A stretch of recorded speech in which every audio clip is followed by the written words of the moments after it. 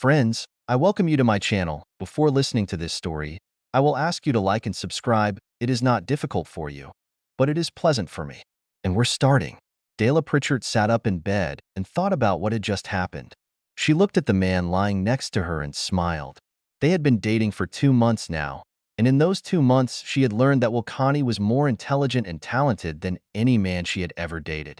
Dela met Will a little over 2 months ago at her usual hangout. She and some of the ladies from work were letting off steam on a Friday night at Murphy's Tavern. Dela needed a couple of drinks. It had been a busy week at work, and the guy she'd been dating for the last year hadn't shown up today and wasn't answering his phone. It didn't help that George was a colleague. In fact, he was her immediate superior. And it certainly didn't help that she suspected that George wasn't the kind of man who stayed faithful. From the other end of the bar, Will noticed that the gorgeous blonde was not with the guy he had seen her with the previous evenings. He didn't think they were exclusive because she didn't have a ring on her finger, and he saw the same guy at the club last week with another woman. Will wasn't the kind of guy who would flirt with someone else's woman, but considering the circumstances, it looked like a great opportunity to introduce himself. Will asked the barmaid to serve drinks to the 4 ladies at the blonde's table. When the drinks arrived, Will came over to say hello. Much to Will's surprise, the blonde was as beautiful up close as she was from the other side of the room. Even better, she had a friendly, charming manner. It was obvious to everyone at the table why Will was here, but he bought them all drinks and was smart enough to spend as much time talking to each lady as he did with the object of his pursuit. So the ladies let him through and let him stay. Will didn't overstay his welcome, but before leaving, he took Dela's phone number. He hoped it was really her number. Some women tend to give a fake number to get rid of an unwanted Romeo. As soon as Will left the tavern, all 3 ladies began to give advice to Dale. They were unanimous that Dela would be a fool not to agree to a date if Will called. Phoebe was the most adamant and, as usual, the funniest. "Girl, if you don't say yes when he calls, just let me know. I've never dated a white guy before, but I'd make an exception for this one." The other ladies laughed because they knew Phoebe better than she did. Phoebe was known for her eternal love and affection for her husband Jeffrey. Will did call later that week, and Dela accepted his invitation to their first date the following Saturday afternoon. Will took Dale to the Art Institute. Dela had not been there for at least 5 years, and never with a man who had a deep knowledge of both classical and modern art. Not that Will was trying to impress Dela with his knowledge. It was more like a conversation, figuring out her likes and dislikes. By the time Will dropped Dale off at her apartment later that day, they had plans for their next date at Wrigley Field. During the game, Will confessed his ignorance about baseball, and it was Dela's turn to enlighten him about the nuances of the game. It was Will's most enjoyable baseball game since his father took him to Wrigley Field when he was 10 years old, shortly before his father's untimely death in an industrial accident. As the weeks passed, Dela spent more and more free time with Will and much less with George. After the 4th week, Dela spent her last night in George's bed. No announcement has been made. Dela just stopped dating George, and George was too busy with the other women he was dating to notice it, at least for a while. Will knew that Dela was still seeing someone during those first few weeks. The relationship was in its infancy, and there were no expectations of exclusivity. But after the 4th week, Will noticed that Dela was available anytime he asked her out. Neither Will nor Dela talked much about their past lovers during the first few weeks. Everyone had reasons to avoid this topic. A sign of the times was that both were dating and sleeping with colleagues. Will had just recently broken up with Amanda Potter, one of the IT specialists in the office. During the first 2 months of their courtship, Dela discovered that Will's knowledge of art was just the tip of the iceberg. Will had an extensive CD collection, including classical, country, rock, and jazz. One afternoon, they were listening to a concert in Grant Park. Will was the only man she knew who could spend the morning reading Dostoevsky and fix all the renovation problems in her apartment in the afternoon, which the manager never found time for. He even spent one Sunday with her father setting up and running his vintage Triumph TR4. The phone call she received from her parents that evening made it clear that both her mom and dad thought Will was the right guy. She was thinking the same thing, but she wondered why Will hadn't tried to sleep with her. She was silently worried that this might be Will's flaw. Dela was determined to find out, but she didn't have the chance, because the following Friday, Will asked Dela to wear something cute, and took her to look colonial for Rush instead of their usual Friday night at one of the local taverns. As soon as the waiter left with their drink orders, Will got straight to the point. You probably think I'm gay or something, since I didn't try to get you into bed, right? Dyla was tempted to lie to save herself, but something inside her knew that this was the wrong way to start the next stage of their relationship. She answered him honestly. Yes, that thought crossed my mind. That and some other reasons, including maybe you don't find me attractive. Nothing could be further from the truth. You are, without a doubt, the most attractive woman I have ever dated. Dyla smiled at the compliment. Okay, that's settled, thanks. But does this mean that we're going back to the fact that you're gay? Dayla said this to make sure he understood that she was trying to keep the conversation casual, but secretly she crossed her fingers. No, I'm not gay, as Will said. Not that there's anything wrong with that, and I hope we can correct any other misconceptions about how attracted I am to you and whether I have performance issues. That thought probably crossed your mind too, right? Dyla answered his question with another smile. She was caught, and she didn't need to say a word to confirm that this was also one of her fears. Around this time, the waiter brought their drinks. They asked if they could be alone for a few more minutes before ordering dinner. As soon as the waiter agreed and left, Will continued. Dyla, I've been waiting for so long for several reasons. First, because I knew you had a relationship with your boss. We haven't talked about it, but I have a feeling that this relationship is over. Secondly, I fell in love with you very much. It's only been a couple of months, but I'm in love with you and I hope you feel the same way. And the last reason. I want our first time to be making love, not getting laid. And before we make love for the first time, I want us to be exceptional. No more dates, kisses, hookups, whatever, with any other people. I promise not to do anything to anyone else that I wouldn't do if you were in the room with me. And I would like you to agree to respect me in the same way. Will, I feel the same way. Yes, I love you. Yes, I want to take this relationship to a new level. I think you might be the man I'm going to spend my life with and start a family with, but we need more time together before we make such lifelong commitments. I'm looking forward to spending time with you to make sure. Finally, you're right. George and I ended our relationship more than a month ago, but I was negligent and didn't tell him officially. But I will do it, and very soon. Having settled this, Will resisted the temptation to skip dinner and head straight to his apartment. They really missed dessert. Will took her hand and led her into the bedroom where they made love for the first time. It was then that Dyla discovered that Will had nothing to hide. After those first few hours, Dyla had hoped that this was the man she would love all her life. But now she was faced with a dilemma. Dyla enthusiastically agreed with Will that their relationship would be exceptional. He explained it very clearly and simply. If they were close, there couldn't be other people in their lives. No dates and, of course, no other bed partners. Dyla was in love with Will and was thrilled that Will felt the same way. A dilemma? Dyla had been dating her boss at the bank for the past year, and as the relationship with Will grew more serious, Dyla avoided George Tinker. George eventually noticed and started to put pressure on Dyla because they hadn't had sex in the last month. On Monday, Dyla would tell George that it was over, and that would make the situation at work very awkward. It sounded so simple in the restaurant. Dyla fell asleep in Will's arms, praying that everything would work out. Of course, this did not happen. When those words came out of Dyla's mouth Monday morning in George's office, she saw the anger in his eyes. George was a proud man. Women didn't leave him, he left women.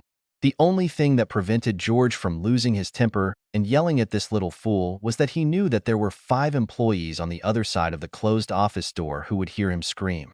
Let's talk about losing face. George did the only thing that came to his selfish mind. He told Dyla that it didn't matter to him because he had been sleeping with other women all year that they were dating, and that she was a lousy cheater. Dyla left the office wondering what made her spend a whole year with this pathetic excuse for a man. Will and Dyla continued to fall more and more in love with each other and continued to spend most of their weeknights and weekends making each other happy. Tell me how you became such an incredible lover. Will laughed until he saw the look in her eyes. By this time, he knew Dyla well enough to know that this was a serious question, and part of her was afraid of the answer. Will stopped himself from taking her question lightly. Tell me first, why do you want to know? I'm almost afraid of the answer. There were either a lot of women in your past, or some kind of femme fatale. Anyway, I feel like I'm competing with a stacked deck. Now we'll have to make even more effort not to laugh. Dyla, you have no competition. I'm trying not to laugh because I've had similar questions about your past. I can't help but wonder where you learned some of the things you do with your body. Has any exotic lover taught you the Kama Sutra in the past? Please tell me it wasn't George. God, no. I don't want to go into details, but please believe me when I tell you that George wouldn't be able to please any of these inflatable dolls. I think you're changing the subject. How do you know how to make love the way you do? The full moon shone through the window and illuminated Dyla's beautiful blue eyes. Her blonde hair was practically glowing.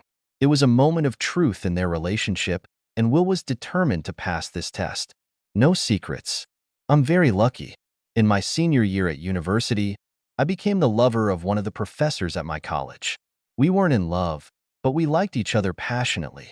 She was very eloquent when it came to telling me how to please her. The affair lasted my entire senior year at school, and she stopped it the day after graduation. She gave me a round-trip ticket to Europe, Europass train ticket, and Lonely Planet travel guide. She told me to have a good time and forget about us. She knew that I had feelings for her that she wasn't going to reciprocate. I spent 5 weeks in Europe. I moped for the first 2 weeks because I missed her during the tour of Paris, the city of love. The next 2 weeks with a group of Australians in southern France and northern Italy. I spent the last week in Ibiza with an Italian colleague. I returned to the States with deep appreciation for the knowledge that my professor shared. A complete cliché. It was with a girl I dated in high school after our prom. I was a virgin. She said she did too, but I have my doubts. Ultimately, it didn't matter because I managed to lose my virginity before graduating from high school. That's what mattered at the time. Was losing your virginity your school goal? Yes, and it wasn't my first attempt. When I was younger, John Meyer and I worked as busboys at a grocery store, and we both decided that we didn't want to graduate from high school as virgins, but neither of us had any prospects, so we decided to go to a brothel and ask the cheaters to do it. The problem was that we had no idea where the house with the bad reputation was. So we asked the guy who was washing the dishes. He gave us an address near Comiskey Park on the south side. John and I got to 47th Street, and before we got off the train, 5 or 6 guys started chasing us down the street. It was quite obvious that we didn't belong on their territory. John and I were scared to death, but we ran into the tavern right in front of these guys. You should have seen the look on people's faces in that tavern when 2 white kids burst in shouting, "Help us!" I will never forget this moment in my life. Anyway, we were lucky, because instead of throwing us back out on the street, the bartender called the cops, and the cops put us on a train heading back north, where we belong. Dale didn't move the whole time he was telling this story. What did you tell the cops? Did you tell them why you were there? Hell, no. We told them that we had read the Sox schedule incorrectly, that we were going to a baseball game and got off at the wrong station. This whole episode changed my mind about paying for making love. The next time they were together, it was Will's turn. What about you, Miss Pritchard? Dyla laughed out loud. You'll think you're dating the biggest prude in Chicago. I've made love to 4 men in my life. Dayla laughed again when she saw Will's expression. The first man, a real boy, was a basketball player, whom I dated for 2 years at university. That's right, I was a 20-year-old sophomore when Jason Jerry took my cherry. We had been dating for almost 6 months when it happened after a night of drinking cheap wine. He didn't take advantage of me. The wine relaxed me so much that I finally seduced him. He was always a gentleman and never even thought about hurting me. I probably would have married Jason, but he died of a congenital heart defect. No one could understand how a college athlete could have a heart condition. He was in such great shape, always running, always active. Will saw tears welling up in Dayla's eyes and squeezed her shoulders. I'm sorry, I asked. You don't have to say anything else if you don't want to. No, I'll be fine. I admit that it still hurts when I think about Jason. He was such a good guy, and I really loved him. Dyla reached over to the bedside table and grabbed a napkin. She wiped her eyes and blew her nose in the most unladylike way.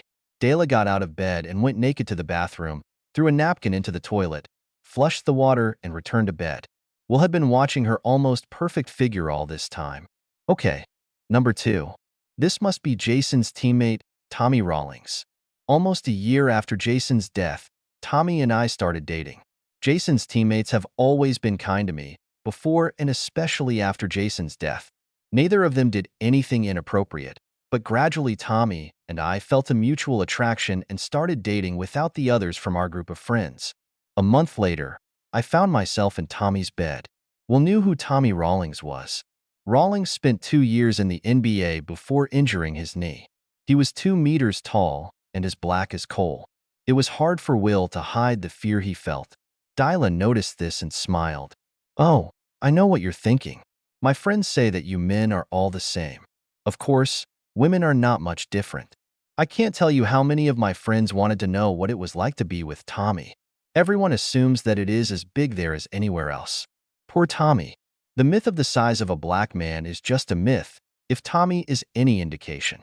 Let's just say that Tommy is very average in this regard." "Enough of this," Will replied, breathing a soft sigh of relief. "What happened between the two of you?" "His mom. She was kind of a fanatic. I didn't want Tommy to date any white girl, especially after he signed his professional contract.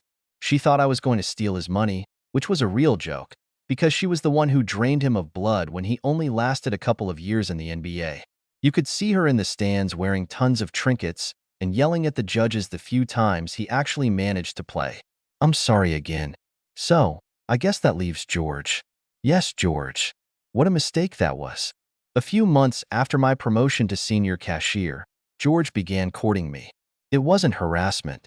I was a willing participant in this novel. He came from a wealthy family and really had first-class charm. I was 25 years old. I haven't had a serious relationship, and I haven't slept with anyone for 2 years. I'm ready to choose. You once asked me where I learned to squeeze you the way I do. You can blame Phoebe. You met her that first night at the tavern, a gorgeous black lady. When I complained to her that I didn't know when George was inside me, Phoebe said I should practice Kegel exercises. Thank God it's over. This guy's ego is so big that his head barely fits on his shoulders. He couldn't wait to tell me about all his other women when I told him it was over between us. This will definitely affect my future at the bank, and I see that I will need to start looking for something else if I'm going to build a career." The concerns expressed by Dela that day soon became more apparent. Dela was passed over when the next manager vacancy was filled. The person who received the promotion had minor qualifications, but did not have the education or qualifications of Adela. No matter how difficult her work life became, Dyla's personal life was the exact opposite. They may have had a few minor disagreements, but they were all trivial compared to the similarities in values, hopes, and dreams of Will and Dyla. Gradually, they became each other's best friends. Friends and family said they were soulmates, and none of them could disagree with that. One real test of their friendship came in the spring. Dyla persuaded Will to join her joint softball team. Last fall, Dyla watched Will be the quarterback for his flag football team. He could throw a football more than 50 meters away. Then, in the winter, she watched him score a three-pointer in the YMCA basketball league.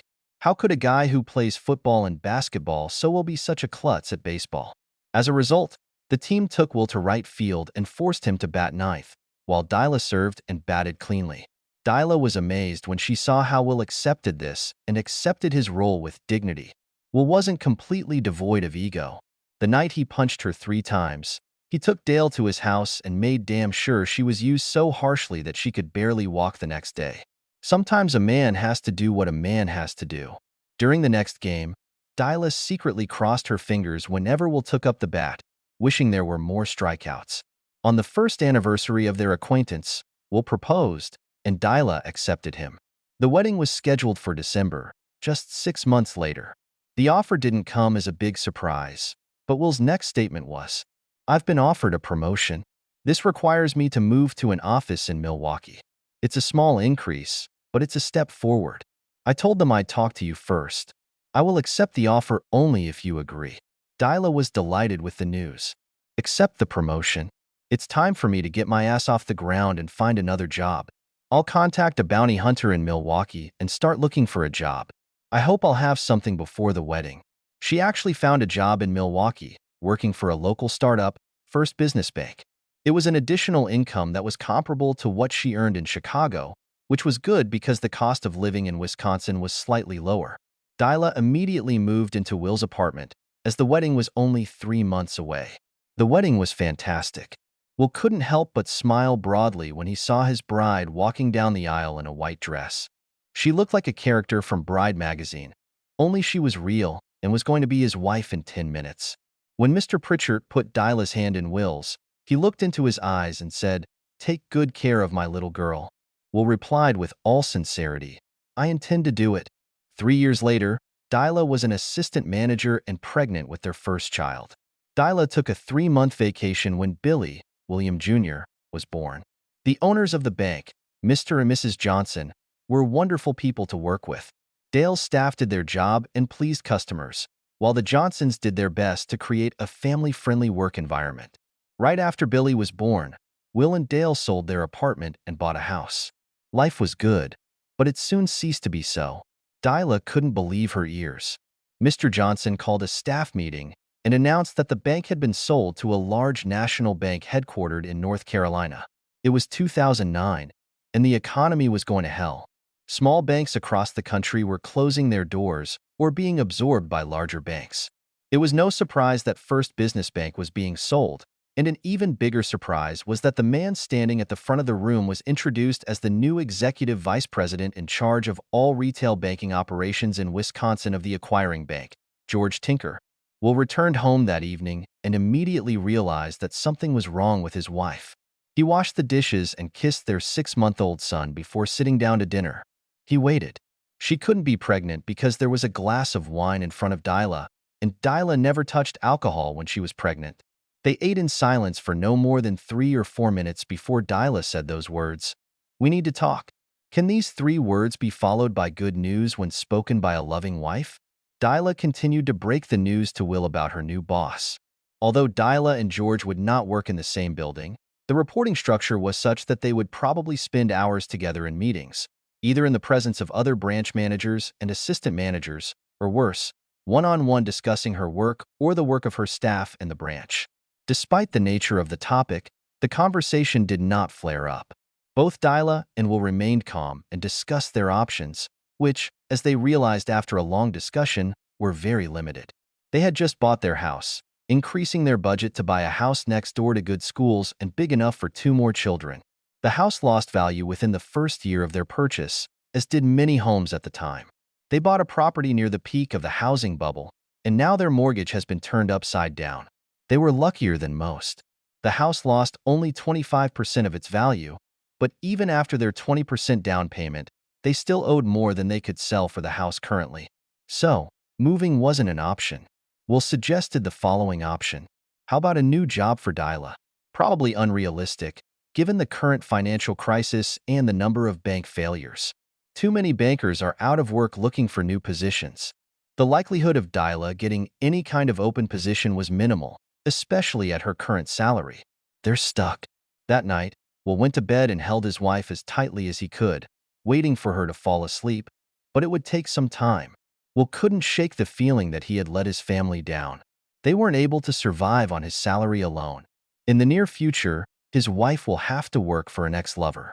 Will wondered if he was man enough and, more importantly, confident enough not to let this fact affect him and his marriage.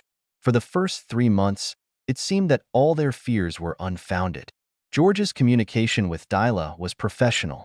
He didn't say a word about their previous relationship or how it ended, but all good things come to an end. One day, George invited Dale to have lunch with him, which was not unusual. A regular business lunch between an employee and a manager. At least that's how it all started. Over dessert and coffee, George changed the subject. "You know, I still couldn't come to terms with the fact that you left me, especially for some poor dago." Dila was surprised by George's comment.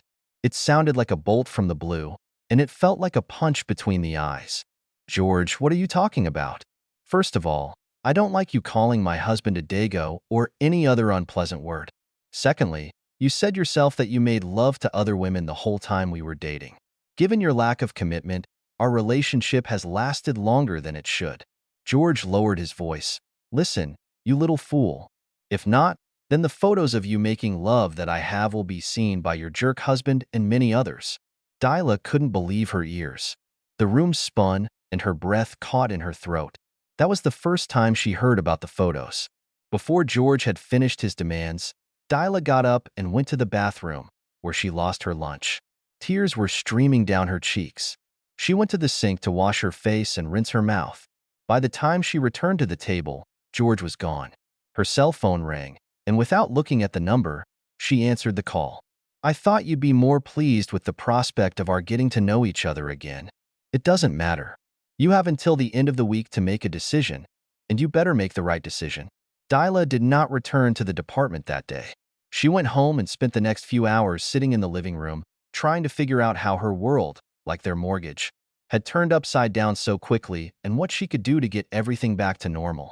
She usually picked up their son Billy from kindergarten on the way home, but today she called Will at work and asked if he could pick him up, citing the need to rest. Dayla still hadn't made any decision when Will and Billy returned home. It was a long evening, but right after Will put their son to bed, he joined Dale at the kitchen table. Will listened while Dyla told him about George's demands and threats. Will didn't interrupt, but Dyla knew he was fuming. She saw his fists clenched tighter and saw the pained expression on his face. What she couldn't see was Will's thoughts as he listened. Will was thinking about murder.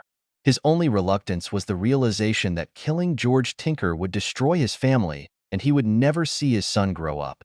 When she finished, Will spoke for the first time. "I'm going to cross the street and talk to Ron Wallace. Try to stay calm until I get back. Maybe Ron has some ideas on how we can handle this without sending me to jail. Sometimes men can just be dumb." The last sentence had the opposite effect on Dyla. The thought of prison didn't even cross my mind until those words came out of Will's mouth. When he walked out the front door, Dyla cried for the 10th time that day. Ron Wallace was a detective in the county sheriff's office. Ron and Will have been friends since the Connie moved to the area. Ron and his wife Sally were the first to greet them almost a year ago. Their daughter was Billy's nanny. Will knocked on the door, and Sally Wallace greeted him with a hug. Will apologized for barging in like that and asked if Ron was home, just as Ron came into the room and asked if Will wanted a beer. Will refused and got straight to the point. Before he finished his story, Sally said, "Poor thing." She ran out the door and ran down the street in the direction of Connie's house. After listening to Will, Ron asked a few questions and said he was thinking how best to handle the situation, but first he would like to talk to Dale. The two men went to Will's, where they found Dale and Sally talking in the living room. Sally reassured Dale by promising her that Ron would not let Will do anything stupid, and he would have some good ideas on how to help Dale deal with her boss. The next morning, Dyla went to work and tried her best to behave normally, as Ron advised. Ron and Will went to the district attorney's office, where Ron introduced Will to the district attorney. Donna Carson was a large woman, probably just over 180 centimeters tall, and weighed at least 90 kilograms. She noticed that Will was looking at her and started laughing. "Isn't that what you expected, Mr. Conti?" Will was immediately embarrassed. "Don't worry, Mr. Conti. I'm used to people being surprised. Every damn cop show on TV has some skinny prosecutor. People expect to see Angie Harmon, all of her 50 kilograms, when they come to my office. Instead, they get Miss Amazon." Her manner endeared him to himself, and Will smiled broadly at her as they shook hands. "Now, Ron, tell me what brought you to my office this morning." Ron took out his notebook and handed over all the information he had received from Dayla. He also told Ms. Carson why Dyla hadn't met with her that morning. "That's a good idea, Ron. I'll meet Miss Connie at their house tonight. Are you sure she'll do everything necessary to get Mr. Tinker signed up? She'll be scared, but I've seen you do this kind of thing before. I know you'll prepare her. Besides, I've known Miss Connie for a year now. My wife and I think she's a strong woman, and she's going to be fine." Ron looked at Will. As you can imagine, many women who have been victims of harassment refuse responsibility even before we can get a conviction, either while we are trying to get them to wear a wire or in court. Miss Carson is one of the best people who helps these women overcome their fears. "Mr. Conti, I'll be at your house at 7, if you and Miss Connie don't mind. I will discuss our plan of action with you and your wife. Ron, can you come? If Miss Connie agrees, we will ask her to try to record Mr. Tinker on tape. This will help our prosecution and any subsequent lawsuits she may bring against Mr. Tinker and the bank. Do you have a personal representative? I admit that we haven't even discussed it. I didn't think about helping my wife get rid of this jerk in her life. Ron, Tell Mr. Connie the name of the most vicious shark in the water. I think you know who I'm talking about. Donna Carson said these words to Ron as she wrote the initials TJ in a notebook on the table. Will tried his best to keep from smiling as Miss Carson took a page out of her notebook and put it in the shredder behind her chair. On the same day, Will and Dyla were able to arrange a meeting with Thomas Johansson in the late afternoon. Johansson was very businesslike. He asked 2 questions while Dyla was telling him about the lunch conversation and then got straight to the point. I'm going to assume that you're telling me the whole truth, and if you're not, tell me now. Dyla just nodded in response. Good. That's what I'm suggesting. We're going to sue both Tinker and the bank. As soon as Tinker is arrested, and I have no doubt that's what the district attorney is aiming for, we will freeze Tinker's assets so that he can't squander them. His legal fees are going to skyrocket, and we want to stop him from spending it all. Will was suddenly worried about where this was going to lead. Mr. Johansson, we don't have a lot of available funds. You're talking about 2 lawsuits. It looks like a lot of money, especially if the bank fights against it. What if we lose? 3 things. Firstly, it won't cost you anything if you agree to my fee of 40% of what you win, but I cover all expenses in exchange for such a high percentage. If a judge or jury awards you $2 million, but you only get $1 million, I'll get $400,000. Secondly, you have a sure thing against Tinker. The only question is how much you will get. As far as we know, he may have a negative net worth, although I doubt it. Thirdly, I'm counting on Tinker being a serial harasser. These guys are rarely once and done. Usually these jerks have more than one female subordinate, whom they either hit on or continued a relationship with. That's where my expenses will add up, and I'll earn my fee. My people will find out who, what, and when. As soon as we establish a pattern, the bank will strive to make calculations. Understand, we could go to the jury and probably get a huge cash bonus, but that means at least a year of testimony, etc., before we face trial and the possibility of appeal. Our best option is to present evidence of systematic harassment and negotiate with the bank out of court. It will be your decision when the time comes. I'll leave you 2 alone to discuss this. With that, Johansson left the room. Will and Dyla stared at each other for a minute before Dyla spoke. What do you think? Will replied, I like him. I don't know why, but let's call it an inner feeling. That, plus he was recommended by the district attorney, and I know you'll like her when you meet her tonight. If Johansson is willing to let us make the final decisions and he pays the costs, I suggest signing a contract with him. What do you think?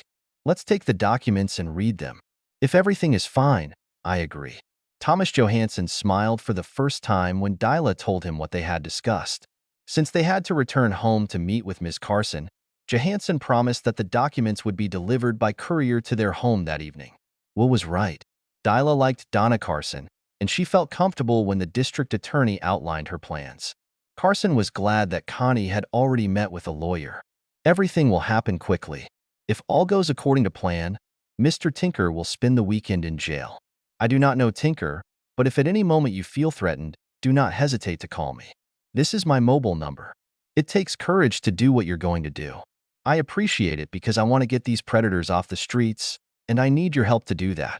Having worked out her plans, Donna Carson left the Connie house just as a courier arrived to hand over the lawyer's documents. It took them another hour to read and sign the contract. Will take him to Johansson's office first thing in the morning. It's been a long, stressful day. Dayla was lying in bed, snuggled in Will's arms, her head on his chest. Deep down, they wanted to make love, but they didn't have the strength. Before falling asleep, Dayla whispered, I love you, Mr. Conti. God, how he loved this woman. I love you too, Mrs. Connie. Dayla called and agreed to meet George for lunch on Friday. Dayla usually dressed modestly at work. Donna Carson advised her to dress even more conservatively today. In such cases, it was not unusual for a defense attorney to try to pin the blame for harassment on the victim. If the case had gone to trial, Ms. Carson would have asked Dale to wear the same outfit on the day of her testimony. For the first 20 minutes of lunch, George was extremely nice, showing all the charm that attracted Dale to him many years ago. She refused his offer of a cocktail or a glass of wine, not wanting anything to cloud her mind. As it turned out, her discomfort had a good reason. In the middle of lunch, George leaned forward, grabbed Dyla's purse and, despite her protests, began rummaging through the contents of the purse until he pulled out his hand with a digital recorder hidden inside. George turned off the recorder and leaned back in his chair with an evil grin. "Dyla, you're stupid. Did you really think I was stupid enough not to check if I was being framed?" Dyla sat motionless with her fork halfway to her mouth. She didn't say anything. "Now I'm going to tell you what's going to happen next. You really pissed me off with this prank, and you're going to pay a much higher price for your stupidity. Here's my address." He handed her a piece of paper. "Make up an excuse for your shitty husband and be there at 6. Don't worry about trying to dress nicely. I'll have an outfit for you when you arrive. Don't plan on coming home before midnight, so you better come up with a good excuse for the future cuckold." Dyla tried not to overreact. When did this man turn into such an evil jerk? "What happens if I don't show up? I told you how important my marriage is to me. Why would I put my family in danger for you? Because if you don't, I can guarantee you a lot of pain. I have a video. They will eventually go online, and copies will be mailed to your family, your colleagues, and especially your precious Will. None of the videos are dated, and everything that could identify me in them has been digitally altered to save me embarrassment. It's so convenient how little you've changed in the last 5 years. No one will know that the videos are not fresh. Do yourself a favor, be at this address at 6. The video will become public. Oh, and one last thing. Just because you tried to record our little meeting, I'm thinking of inviting a friend to join us. You'll like him." Dyla couldn't stand it any longer. She got up from the table and whispered, "I hope you understand that." George didn't realize that the tape recorder in her purse was a ruse. It was real, but Ms. Carson knew there was a good chance George would find it. So the real bug was a high-tech listening device in the wire lining of Dyla's bra. George paid the lunch bill and stood up with a big smile on his face. The smile turned into a smirk as he thought about cuckolding Dyla's precious husband, but then into a worried expression as he turned to face 2 large men and a large woman. Both men held badges in their left hands. "Mr. George Tinker, you're under arrest." While George was spending the weekend in jail, Donna Carson got a search warrant. It took the district attorney's computer expert 20 minutes to open George's computer, and even less time to search for flash drives that Tinker did not password protect. Photos and videos of Dyla were found, as well as those of dozens of other women. Some of the women knew about the shoot, but most obviously didn't. There was evidence that at least 2 of these women had previously been victims of George's blackmail. One of them eventually agreed to testify at Tinker's trial. From that moment on, George's business went downhill. It couldn't have happened to a nicer guy. Dyla's lawyer managed to freeze George's assets while the lawsuit was being considered. Unfortunately for George, as his assets were frozen, George's influential law firm abandoned him, effectively abandoning him to his fate. This development did not surprise anyone. The civil suit and the criminal case against George were rock solid. The district attorney didn't get off with a slap in the face. George's law firm was able to read the writing on the wall and decided that they did not want to be the losers in 2 losing cases, especially considering the prospect of doing both on a voluntary basis. George was left with a very bad representative. Will had to restrain himself from laughing at times during the civil trial. As a result, Dyla received a $2 million court sentence. Of course, by the time George's assets were liquidated, and after her lawyer received his share of 40%, Dyla had received just under $250,000. However, she considered it a windfall, especially after the bank also settled the case out of court, and she received another $300,000. George was going to be gone for a long time. He received a 5-year sentence without the possibility of parole until he has served at least 3 years. The district attorney made sure that the sentence was not served in one of the country club prisons. 6 months after George's trial, Will and Dyla were relaxing in the Wallace backyard, watching Ron cook chicken and shrimp on the grill. Dyla's stomach was swollen, and 2 months later they were expecting twins. Billy was swimming in the surface pool with the Wallace teenage daughter and her boyfriend. No one let Will near the barbecue because of his reputation as a man who burns everything. So Will sat at the picnic table, enjoying Laney Longneck and stroking his wife's tummy. Every couple of minutes, one of the twins kicked. Will never got tired of this feeling. The screen door from the kitchen opened and Sally came out of the house, accompanied by Donna Carson and the largest man Will had ever seen in person. He reminded Will of William's former bear, Perry's refrigerator. Donna caught Will's gaze and burst out laughing. Will Conti, may I introduce my husband, David Carson? David, this is Will Conti and his charming wife, Dale. Will shook David's hand, expecting a monstrous handshake, but was glad when David just shook his hand firmly before turning around and taking Dale's hand. Later, Dyla told Will that she had the feeling that a big man was holding a fragile bird in his tender arms. The three couples plunged into a relaxed mood. There was a rare atmosphere in the company. It was obvious that each couple's marriage was based on deep love and mutual respect between the partners. And yet, a comfort that allowed for a little good-natured banter. The light-hearted banter was interrupted for a few minutes by a discussion of Dyla's case.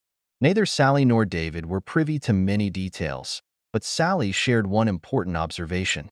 Do you want to know what made the most impression on me? Besides, Dyla is able to handle all of this. Will didn't doubt her for a second.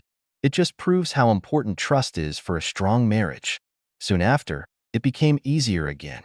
The children got out of the pool, dried off, and joined the adults at the table. The food was served. When the chicken and shrimp were passed around, Will listened to a few more verbal insults for not being man enough to know how to grill. It's okay, she laughed. He's manly enough for me. End.